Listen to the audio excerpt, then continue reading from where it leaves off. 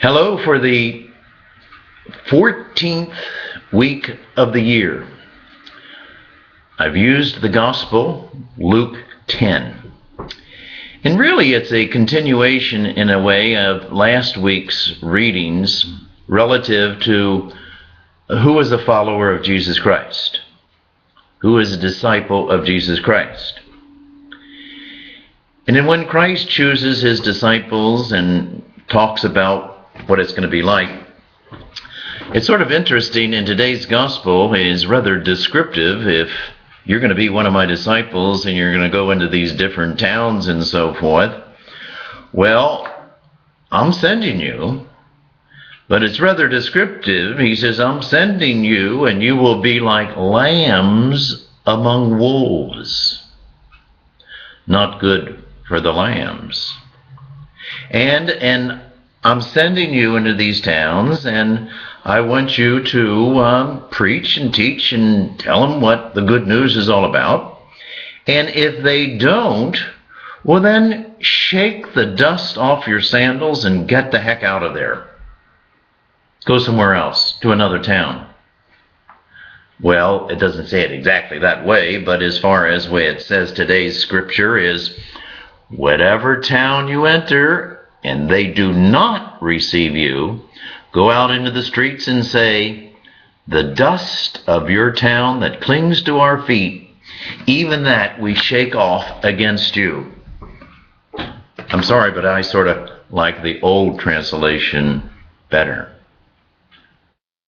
So we continue this call to be his disciples.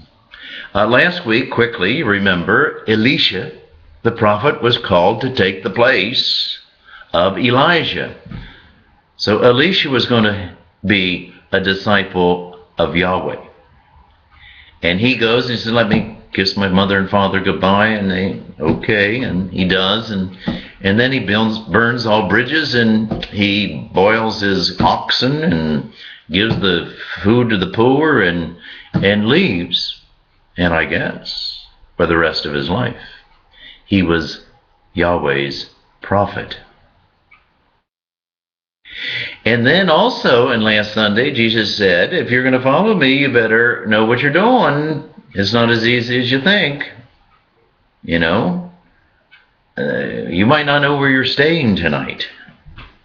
You know, the foxes know where they're staying each night, but my disciples, who ought to be foxy, but often they don't know where to lay their head. They don't know where they're going to be often tonight. And then all week we've been dealing with Abraham, the father of the Jewish people, and all the problems that he had relative to being the disciple of Yahweh. Just to name two, he's asked to sacrifice his son Isaac, which he doesn't. And he also winds up to be this great, prolific progeny person of the world with his two sons, Ishmael and Isaac. And he's over 100, and he doesn't have a child yet. But all the problems. In today's gospel, Jesus chooses 72 disciples, and he sends them out into the cities that he's going to go to, two by two, where they're going to preach, and they're going to experience what a disciple of Jesus Christ is all about. But what I would like to think is, he didn't just send out 72, and that was a lot.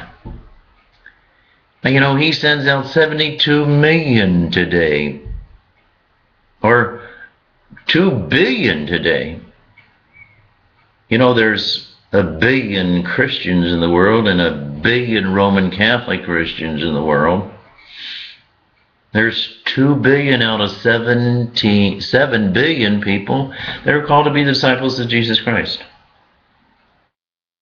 And so we too, you and I, we're called to be a disciple of Jesus.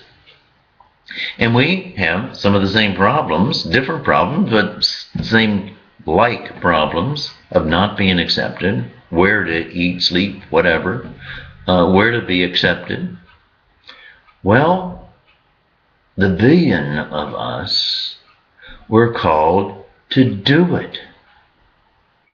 Go and be a disciple of Jesus in the modern world.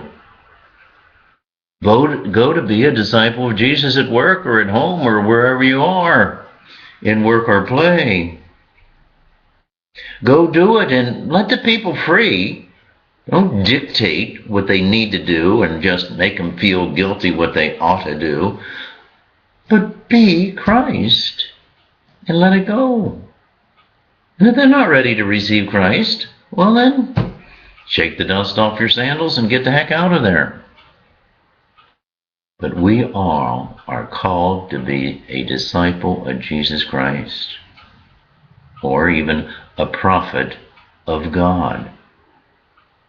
So, it's not just a few people in those gospel stories, and it's not just 72 in today's gospel story, but it's in your life and my life. It's in our story. We may be one of a billion, but it takes an awful lot to convert this world, as you might easily know. Be his disciple. Be Christ. Teach Christ. And enjoy it.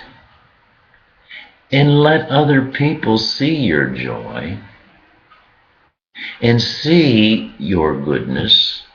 And I guarantee you, you'll win many more over to Christ than if you just use this guilt or use, sometimes in our history we have used violence or just use authority.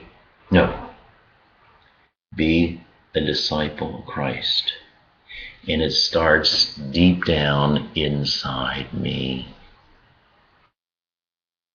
Be Christ. Do Christ.